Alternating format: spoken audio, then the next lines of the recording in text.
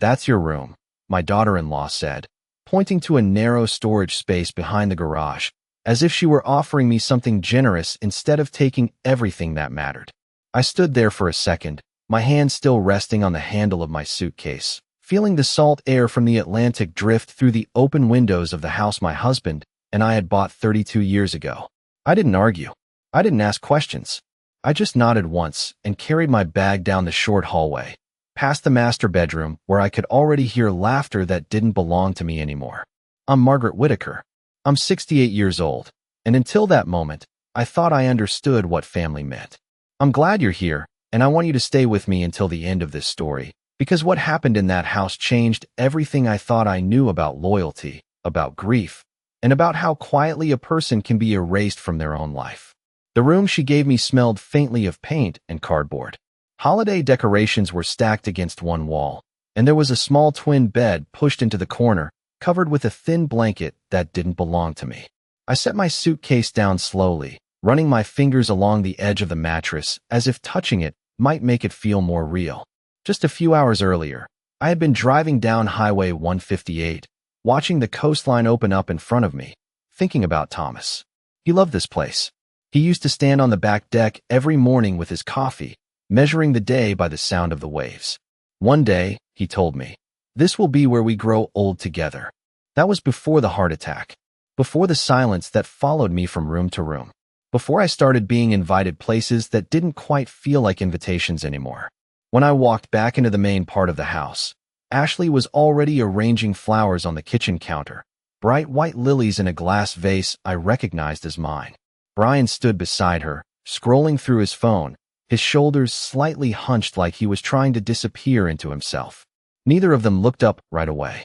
The master bedroom door was open and I could see inside just enough to notice that the quilt Thomas and I had picked out together was gone, replaced with something newer, something that matched Ashley's taste. My chest tightened, but I kept my face calm.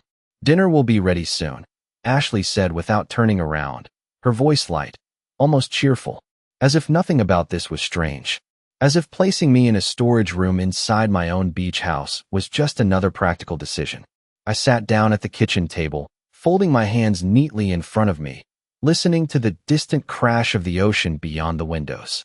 And in that moment, I understood something I hadn't been ready to admit before. This wasn't a misunderstanding. This wasn't temporary. Somewhere along the way, they had decided I no longer belonged here. And the worst part wasn't what she said. It was how easily my son let it happen. The house sounded different that night, even though nothing about the structure had changed. The same wooden floors creaked beneath my steps.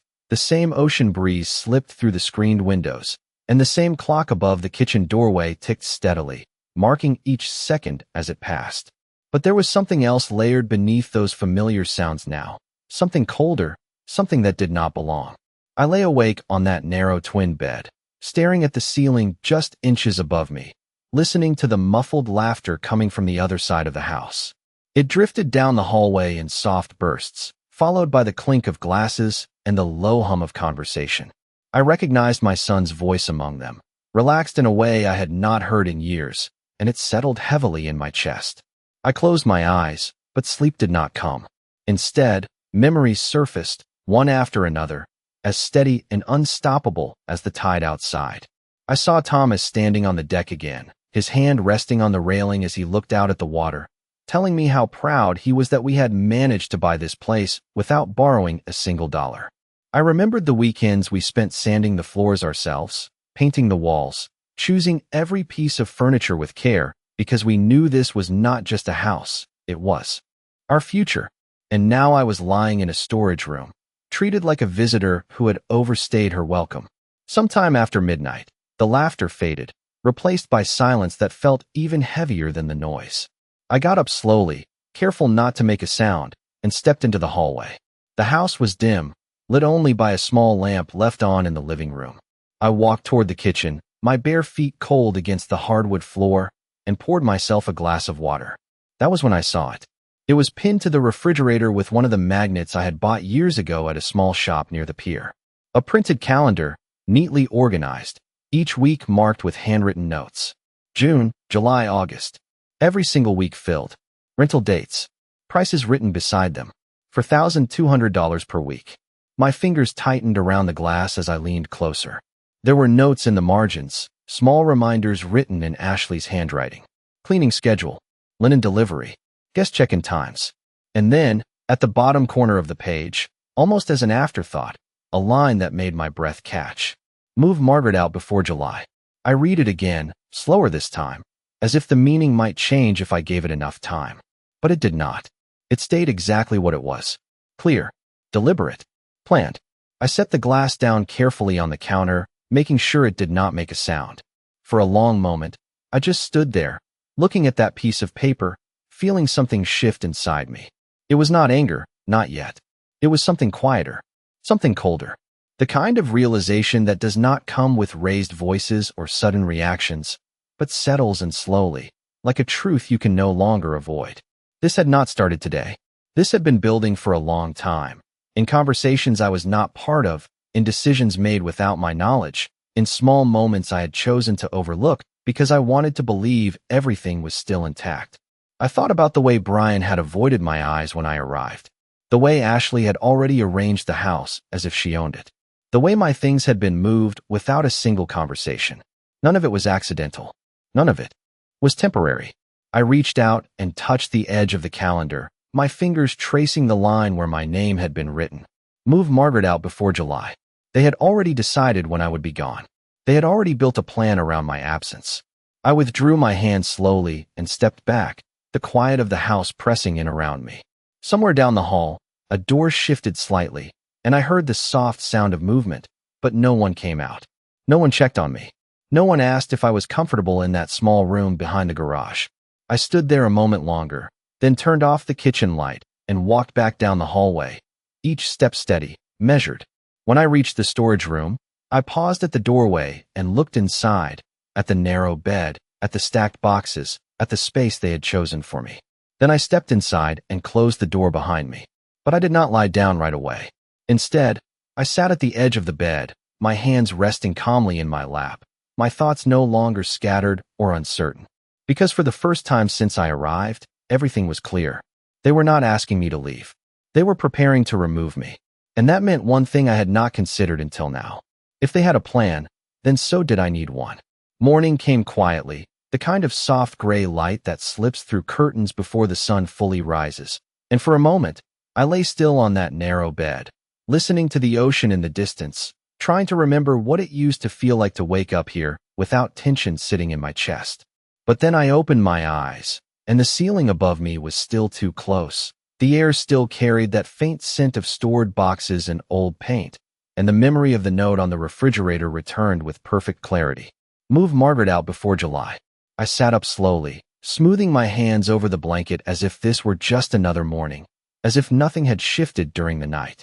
The house was quiet when I stepped into the hallway, but it was not the peaceful quiet I remembered. It was the kind of silence that comes before a day already planned by someone else. When I reached the kitchen, I found Ashley already there, standing by the counter in a pressed linen outfit that looked more suited for a magazine than a casual morning at the beach. She glanced at me briefly, her expression polite but distant, then returned to scrolling through something on her phone. "Good morning, Margaret," she said lightly, as if she had not assigned me a storage room the night before, as if she had not written plans to remove me from my own home. I nodded once.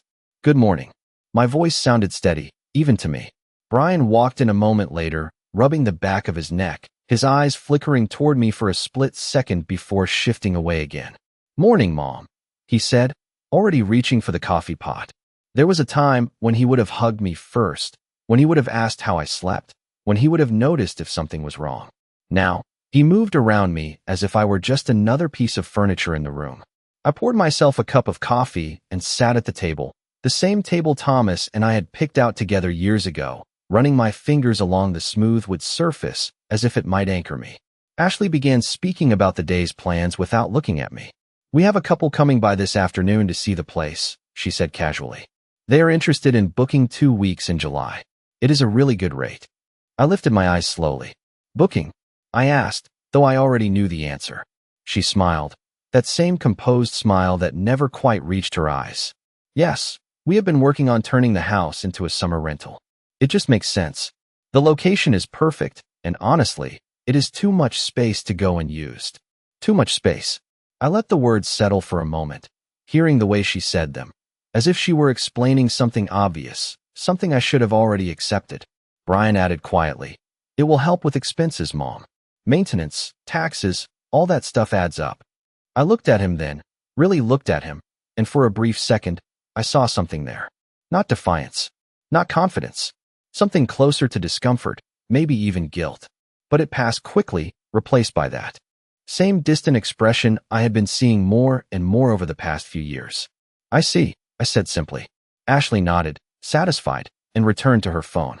The conversation moved on without me, drifting into details about cleaning services and guest check-ins, about pricing strategies and online listings, as if I were not sitting right there listening to them plan the future of something that did not belong to them.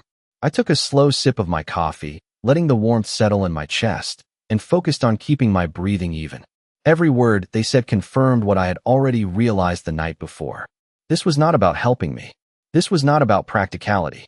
This was about ownership, about control, about quietly rewriting the story of who this house belonged to. After breakfast, Ashley suggested we all head down to the beach later in the afternoon, something about taking photos and enjoying the weather. Brian agreed immediately, eager for something that did not involve difficult conversations.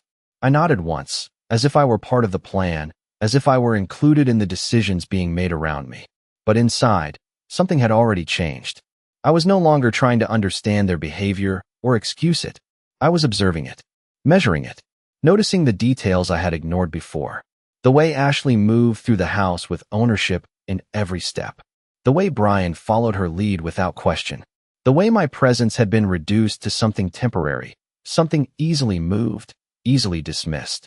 When I stood up from the table, I carried my cup to the sink and rinsed it carefully, placing it on the rack exactly where I always had. Then I turned and looked around the kitchen one more time, taking in every detail, every familiar surface that had been quietly claimed by someone else. And as I did, I felt that same calm certainty settle deeper inside me. They had already decided my place in this house. They had already planned my exit. But they had made one mistake they did not even realize yet. They had assumed I would accept it. The rest of the morning unfolded with a kind of quiet precision that made everything feel even more deliberate. Ashley moved through the house with a checklist in her hand, opening cabinets, inspecting surfaces, making small adjustments as if preparing the place for inspection rather than living in it. Brian followed her occasionally, nodding along, offering small comments that sounded more like approval than participation. I stayed out of their way, not because I felt pushed aside, but because I wanted to see everything clearly, without interruption. Around mid-morning, Ashley began pulling items from the hallway closet, stacking extra towels and linens into neat piles on the dining table. I recognized every piece. I had bought those towels myself, years ago, choosing colors that reminded me of the shoreline just beyond our deck. Now they were being counted, sorted, assigned a purpose that had nothing to do with me. "We need to make sure everything looks consistent," Ashley said, more to Brian than to me. "Guests expect a certain standard when they are paying this much." Brian nodded. "It already looks great," he replied, though he barely glanced at the table. I watched them for a moment, then stepped quietly toward the living room, my gaze drifting to the bookshelf along the far wall. Many of the items were still there, but not all of them. The framed photo of Thomas and me from our 20th anniversary was missing. In its place sat a decorative shell arrangement, something that looked like it belonged in a catalog rather than a home. I moved closer, scanning the shelves, noticing other small absences. A book Thomas used to read every summer. A carved wooden piece we had picked up during a trip to Charleston. They were not gone completely, I realized. They had been relocated, reduced, moved out of sight. Just like me. I turned away slowly and stepped out onto the back deck. The ocean stretched out in front of me, wide and steady, the waves rolling in with a rhythm that had not changed in decades. I rested my hands on the railing, closing my eyes for a brief moment, letting the sound fill the quiet space inside me. This was the part of the house no one could rearrange. No one could rewrite the history that lived in this view. I stayed there for a while, watching the horizon, until I heard footsteps behind me. Diane Miller stood at the edge of the deck, her expression warm but curious. "Margaret," she said, stepping closer. I heard you were in town. I smiled gently. Just arrived yesterday. She glanced back toward the house, lowering her voice slightly. I have seen quite a bit of activity here lately. Your daughter-in-law mentioned something about summer rentals. I met her gaze steadily. Yes, I have noticed that too. Diane hesitated, then added, she also said you were planning to step back from managing the property, that it was becoming too much for you. There was no judgment in her tone, only concern, but the words settled heavily nonetheless. I considered them for a moment, then shook my head slightly. That is not a conversation I have had. Diane's expression shifted, something firmer replacing the uncertainty. I thought so, she said quietly. It did not sound like you. We stood there for a moment, the breeze lifting strands of her hair, the ocean continuing its steady rhythm behind us. If you need anything, she added, you let me know. I nodded, appreciating the simplicity of her offer. After she left, I remained on the deck, my thoughts settling into a clearer pattern. Ashley had not only made plans inside this house, she had extended them beyond it, shaping a version of events that made her actions seem reasonable, even necessary. It was careful, calculated, and it told me something important. She was not just preparing for change. She was securing it. I stepped back inside, closing the sliding door behind me with a soft click, and looked once more at the space that had been so quietly altered. The kitchen, the living room, the hallway. Everything looked the same at a glance, but none of it felt the same anymore. I walked past the dining table where the neatly folded towels still sat, past Ashley as she checked another item off her list, and down the hallway toward the storage room they had assigned to me. But this time, I did not feel like I was returning to a place they had given me. I felt like I was stepping back into a position I had allowed. And that realization settled in with a quiet certainty that did not need to be spoken aloud. Because once you see something clearly, you cannot unsee it. And once you understand what is being taken from you, the only question that remains is how you are going to take it back. That afternoon unfolded exactly the way Ashley had planned it, and that was what made it so easy for me to step quietly outside of it. By early afternoon, the house had shifted into a kind of performance mode. Windows were opened wider to let in more light. Candles were arranged on the dining table, and the scent of something citrus and artificial filled the air, replacing the familiar smell of wood and salt that had always defined this place. Ashley moved with purpose, adjusting pillows, straightening frames, smoothing out surfaces that did not need smoothing. Brian stayed close to her, carrying things when asked, offering opinions that were quickly accepted or dismissed. I watched it all from the edge of the room, my presence acknowledged only when necessary, and even then, only briefly. We are heading down to the beach in about 30 minutes, Ashley said at one point, glancing toward me with a polite smile. The lighting will be perfect for photos. I nodded as if that mattered to me, as if I were part of the picture she was trying to create. In reality, I had already begun to see the day differently, not as a family outing, not as a shared experience, but as an opportunity. When they left, it happened exactly as expected. Ashley grabbed her bag, Brian followed, and their voices drifted down the hallway as they talked about camera angles and timing, about capturing the right moment before sunset.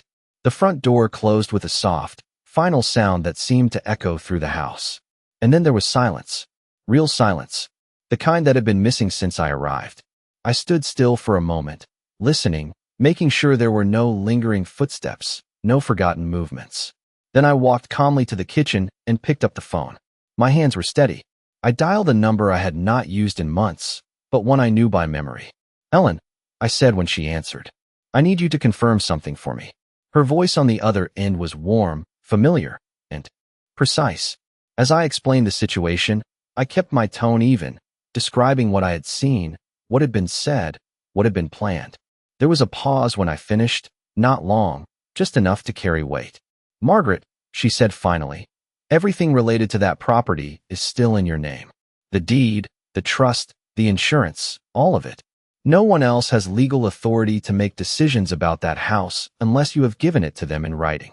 I let those words settle, not because they surprised me, but because hearing them spoken out loud made something inside me align completely. So they cannot rent it out, I said. They cannot list it, manage it, or represent themselves as owners, she replied. Not without your permission. I thanked her, ended the call, and set the phone down gently on the counter. For a moment, I stood there in the center of the kitchen, looking around at the space that had been so carefully rearranged to exclude me. And then I moved. Not quickly, not with urgency, but with intention. I walked to the small drawer near the sink where we had always kept spare keys and found the one that led to the exterior utility panel. I stepped outside, the late afternoon sun warm against my skin, and made my way around the side of the house. The air smelled of salt and distant seagrass, just as it always had. I opened the panel, checked the existing lock, and closed it again. Everything was exactly where it should be. From there, I returned inside and moved toward the hallway, pausing briefly as I passed the master bedroom. The door was still open, the bed perfectly made, the space filled with a version of order that did not belong to me. I did not step inside. Not yet. Instead, I continued down to the storage room, opened my suitcase, and reached for the small folder I had brought with me without fully knowing why. Inside were copies of documents I had not looked at in years. The deed, the trust paperwork, insurance records. I flipped through them slowly, my fingers steady, my mind clear. Every page confirmed the same thing. This house was mine. It had always been mine. And for the first time since I arrived, I allowed myself to fully acknowledge what that meant. When I closed the folder and set it beside me, the house felt different again. Not because anything had changed physically, but because something had shifted in how I stood within it. I was no longer moving around someone else's plan. I was preparing my own. And by the time the sun began to lower in the sky, casting long shadows across the deck and through the windows, I knew exactly what I needed to do next. The light outside had started to soften by the time I finished reviewing the documents, the kind of golden glow that always made the house feel warmer, more alive, as if it were holding on to the day just a little longer. I closed the folder carefully and placed it back into my suitcase, then stood still for a moment, listening again to the quiet that surrounded me. It felt different now, not empty, but steady, grounded. I stepped out of the storage room and walked slowly down the hallway, my gaze moving across the walls, the frames, the small details that had been rearranged but not erased. Each step felt deliberate, measured, as if I were reclaiming space simply by moving through it with intention. When I reached the living room, I paused briefly, then turned toward the front door and unlocked it. The air outside carried the distant sound of laughter, faint but unmistakable, drifting up from the shoreline. They were still down there, still caught up in their version of the day, unaware of what was unfolding behind them. I stepped out onto the porch and made my way down the steps, not toward the beach, but toward the small hardware store a few blocks away. It was a place Thomas and I had visited many times over the years, picking up small things for repairs, for improvements, for projects we always believed we would finish together. The bell above the door chimed softly as I entered, and the familiar scent of wood and metal greeted me. The man behind the counter looked up and smiled politely. "Afternoon," he said. I returned the nod. "I need to change a set of locks," I replied, my voice calm, steady. He did not ask questions. He simply showed me the options, explained the mechanisms, and helped me choose a set that would fit. The existing doors. When I paid and stepped back outside, the box felt solid in my hands, not heavy, but significant in a way that went beyond its weight. The walk back to the house was quiet, the sky beginning to shift toward the soft colors of evening. I could see the outline of the beach house from a distance, standing exactly as it always had, unchanged to anyone passing by. But I knew better now. I reached the porch and stepped inside, closing the door gently behind me. There was still time before they returned. I moved through the house with purpose, gathering what I needed, placing the new locks on the kitchen counter, checking each door carefully, one by one. The process was simple, methodical, almost routine. But there was something else beneath it, something deeper than the physical act itself. This was not about shutting someone out. It was about re-establishing a boundary that had been quietly ignored. As I worked, I noticed how the house responded to the movement, the small sounds of tools against metal, the soft clicks as each mechanism shifted into place. It was as if the space itself was settling back into alignment, piece by piece. When I finished, I washed my hands at the sink, drying them slowly, then stepped back and looked around once more. The kitchen, the hallway, the living room.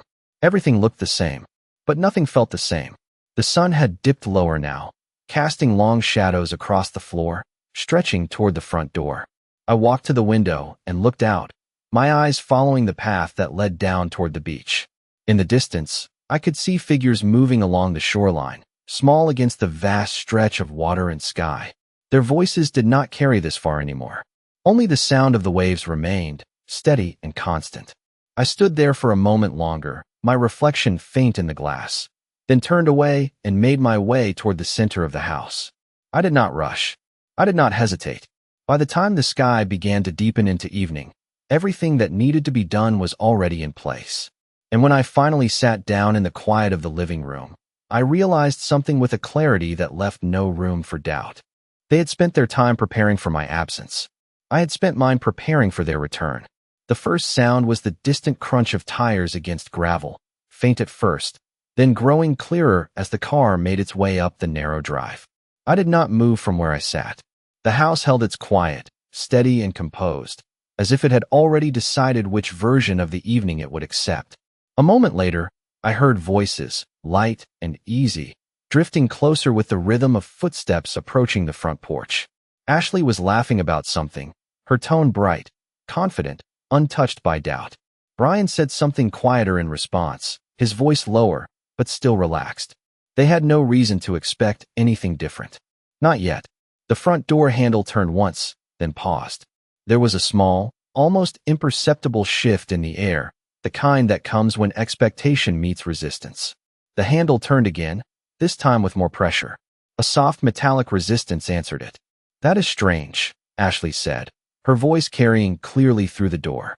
There was a brief silence, followed by the sound of her trying again, more firmly now. "Brian, did you lock it?" she asked. "No," he replied, confusion already threading through his tone. I remained still, my hands resting calmly in my lap, my gaze directed toward the door, but not fixed on it. I could picture them standing there, the subtle change in their expressions, the first flicker of uncertainty beginning to replace the ease they had carried with them all day. Another attempt. The handle did not move. A pause, longer this time. Then a knock. Not loud, not urgent, just enough to announce presence.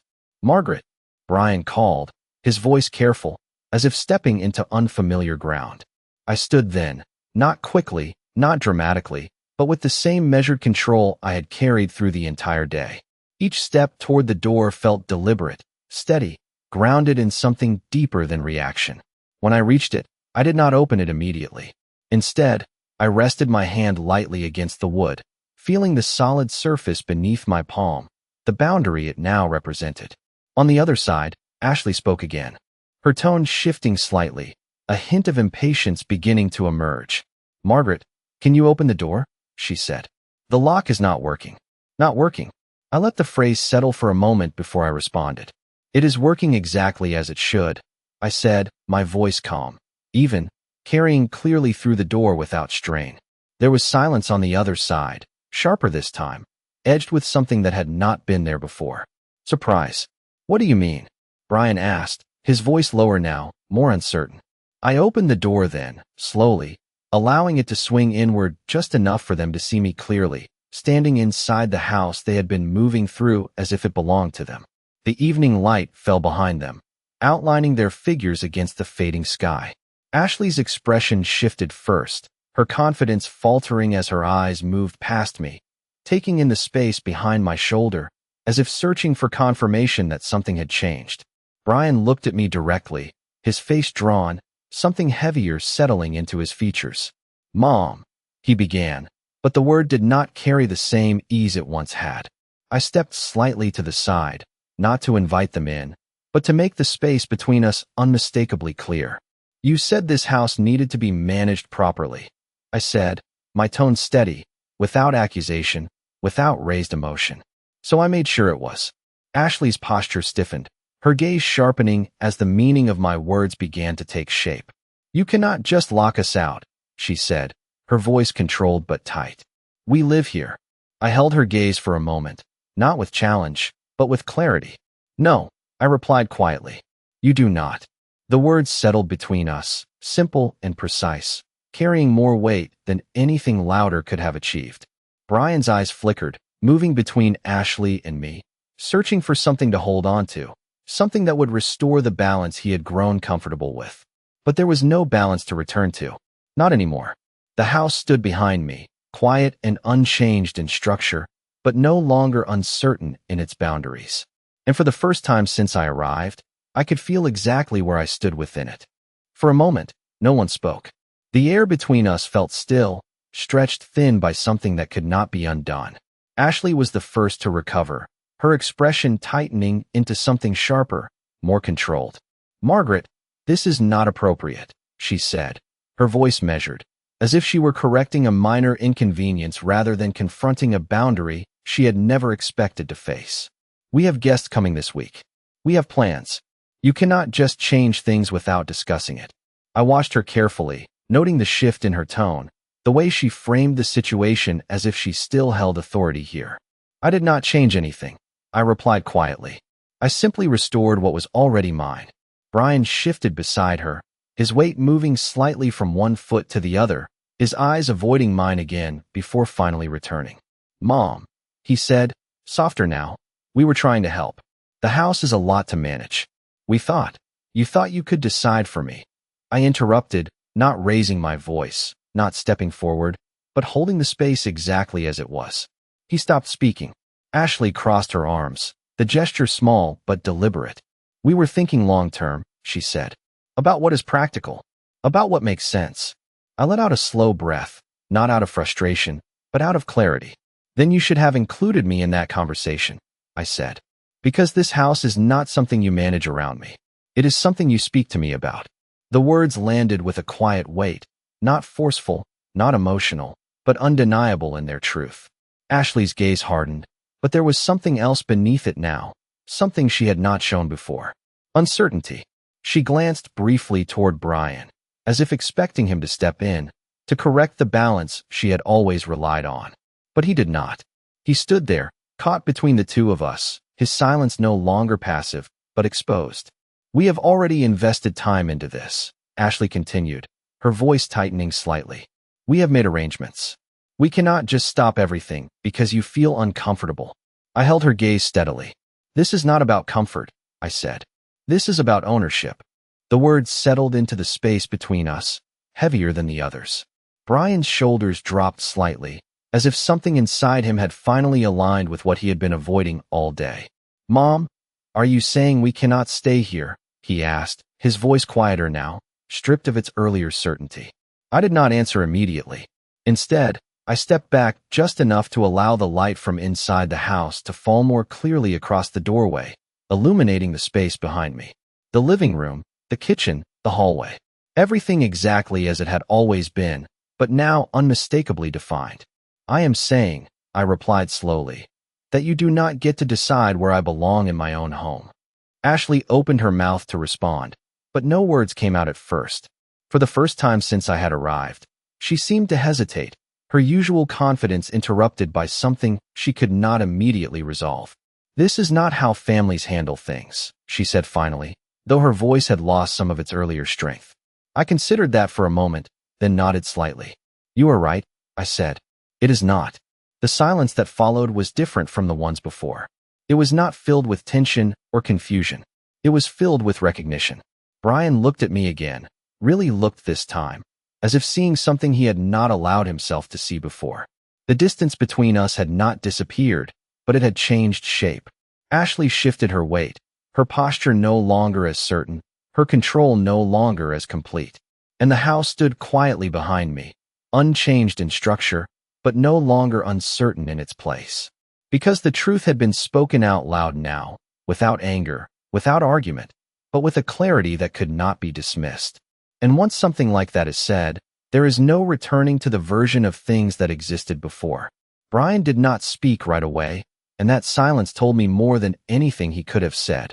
His eyes moved slowly across the doorway, past me, into the house behind me, as if he were trying to reconcile two different versions of reality. The one he had been living in, where decisions were made quietly and carried out without question, and the one standing in front of him now, where those decisions no longer held. Ashley exhaled sharply, the controlled composure she had maintained all day beginning to fracture in small, visible ways. "This is unnecessary," she said, her voice no longer smooth, no longer certain. "We are family. There is no reason to escalate things like this. I let her words settle for a moment before responding, not because I needed time to think, but because I wanted her to hear the weight of what she had just said. Family does not assign someone to a storage room in their own home, I replied quietly. Family does not plan to remove someone without telling them. Brian's gaze dropped slightly, his shoulders tightening, and for the first time, I saw something that looked like recognition cross his face. Not defense, not denial, something closer to realization.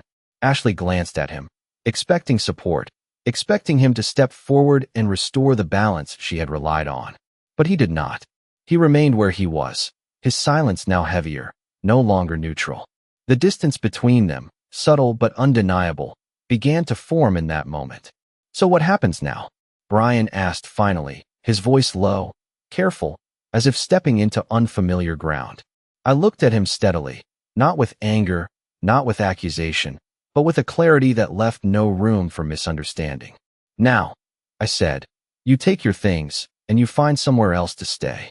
The words were simple, direct, unemotional, and because of that, they carried a finality that did not need to be reinforced. Ashley's expression hardened again, but it was different this time, less controlled, more reactive. You cannot just throw us out, she said, her voice rising slightly. We have nowhere prepared. We have commitments. You are putting us in an impossible position. I held her gaze, steady and unmoving. You made plans for this house without me, I said. You can make plans for yourselves the same way. The evening air had cooled slightly, the last light of the day fading behind them, leaving the porch in a soft, dim glow. Brian ran a hand over his face, exhaling slowly, as if something inside him had finally shifted into place. Ashley, he said quietly, his voice no longer aligned with hers. We should go. She turned toward him, disbelief flashing across her face. Go where? She asked. He hesitated, just for a second, then shook his head slightly. We will figure it out, he replied. There was no certainty in his tone, but there was something else. Acceptance. Ashley looked between us, searching for something to push against, something to hold on to, but there was nothing left to negotiate. The boundary had already been set. The decision had already been made, and for the first time, she could not move around it. Without another word, Brian stepped back from the door, his movement quiet but decisive. Ashley lingered for a moment longer, her expression tight, her posture rigid, as if holding onto the last trace of control she had believed was hers. Then she turned as well, following him down the steps, their footsteps fading into the quiet of the evening. I stood there until the sound of the car door closing reached me, followed by the low hum of the engine starting, then the gradual disappearance of it as they drove away. Only when the silence returned completely did I close the door.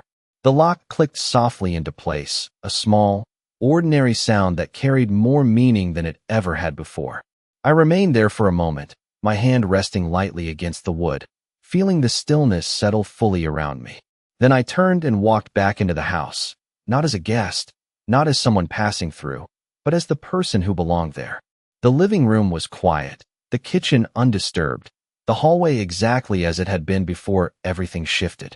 I moved through each space slowly, not to inspect, not to reclaim, but simply to exist within it again without hesitation.